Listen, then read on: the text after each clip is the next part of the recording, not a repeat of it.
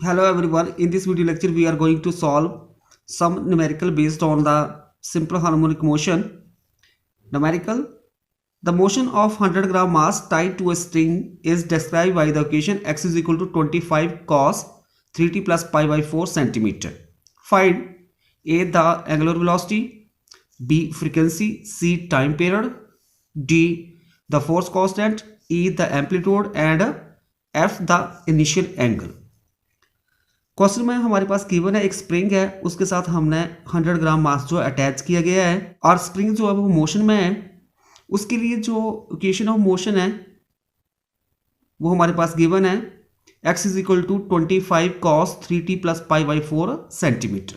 हमने find out करना है A part angular velocity, B part frequency, C part the time period, D part the force constant, E part the amplitude and F part the initial angle. इसका solution हो जाएगा हमारे पास given है x is equal to 25 cos 3t plus pi by 4 centimetre. Compare it with the standard equation representing simple harmonic motion.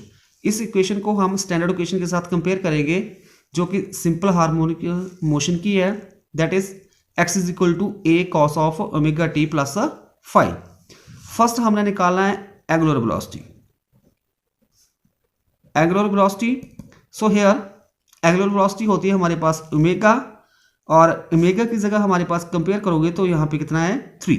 So angular velocity कितना आ गया, this is equal to 3 radian second inverse. Second part जो हमने find out करना है frequency. Frequency उसको हम लिखते हैं न्यू के साथ, और दिस इज इक्वल टू इसका होता है ओमेगा ओवर 2 पाई।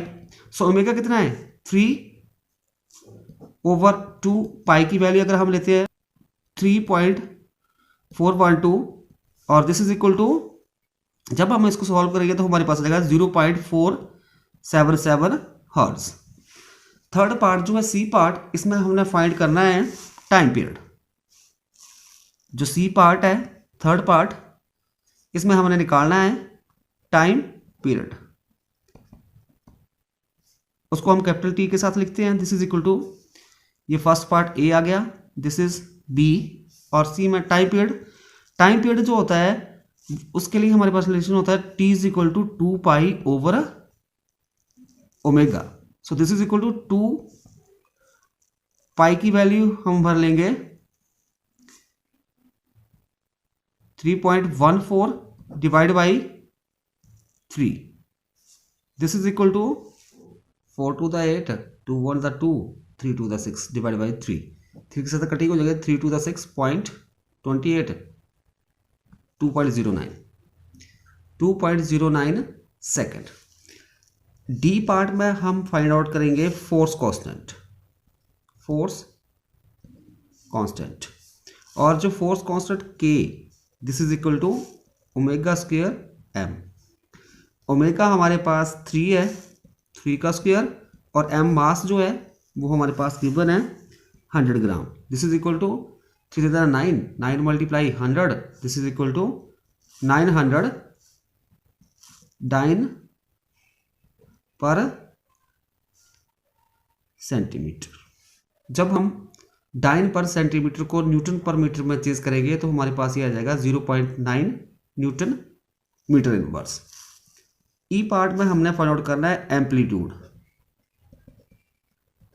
एम्पलीट्यूड इसको हम लिखते हैं ए के साथ, दिस इज इक्वल टू, तो यहाँ पे जब हम कंपेयर करेंगे गिवन इक्वेशन को standard equation of simple harmonic motion के साथ, तो हमारे पास ए की जगह कितना आ रहा है 25। सो ये आ जाएगा हमारे पास 25 सेंटीमीटर। जब इसको मीटर में चेंज करेंगे 25 डिवाइड बाई 100 हो जाएगा, this is equal to 0.25 metre. Last one जो एफ वाला हमने फाइंड आउट करना है इनिशियल फेज एंगल। जो इनिशियल फेज एंगल होगा that is 5, this is equal to pi by 4 radian. So phase angle होता है 5 की जगह कितना है पाई by 4। So initial phase angle आ गया 5 is equal to pi by 4 radian.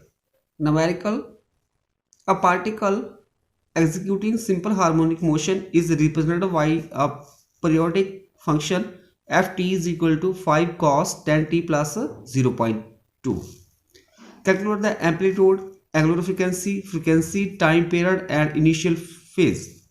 Given displacement represented by ft is measured in meter and time in second.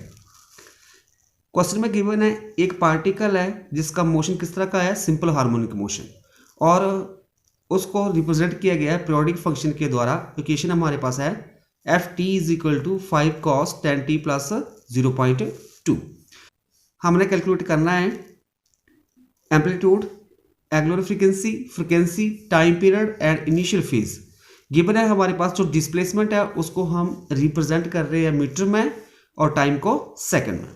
सो इसके लिए सॉल्यूशन हो जाएगा गिवन इक्वेशन जो हमारे पास F T this is equal to 5 cos of 10t plus 0.2।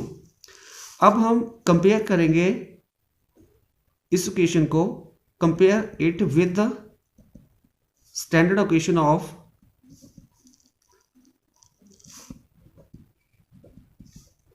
Representing simple harmonic motion, और वो हमारे पास इक्वेशन होती है F T is equal to A cos of omega T plus 5। So first हमने निकालना है एम्पलीट्यूड। एम्पलीट्यूड को हम एक कैपिटल ए के साथ रिप्रेजेंट करते हैं। सो यहाँ पे ए की जगह कितना आ रहा है 5। So here A is equal to 5 metre. Second हमारे पास आ जाएगा angular frequency. Angular frequency, angular frequency को हम ओमेगा के साथ रिप्रेजेंट करते हैं और यहाँ पे ओमेगा की जगह कितना है 10। So this is equal to 10 और यूनिट होते हैं रेडियन सेकंड इनवर्स। बट हमारे पास ओमेगा किसके बराबर होता है 2 पाई न्यू के बराबर। सो थोड़ा इसको रिलेज करते हैं। So nu is equal to omega over 2 pi, this is equal to 10 over 2 multiply 3.14 pi की जगह हो जाएगा। और जब हम सॉल्व करेंगे तो 1.59 हर्ट्ज, तो फ्रीक्वेंसी कितनी आ जाएगी 1.59 हर्ट्ज। नेक्स्ट जो है हम निकालेंगे टाइम पीरियड।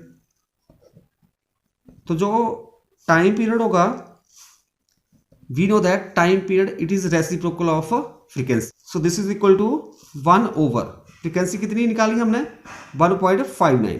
और अब हम इसको थोड़ा सॉल्व करेंगे तो 1 को हम डिवाइड करेंगे 1.59 के साथ और हमारे पास रिजल्ट आ जाएगा 0.63 सेकंड। फोर्थ वन जो है हमने निकालना है इनिशियल फेज।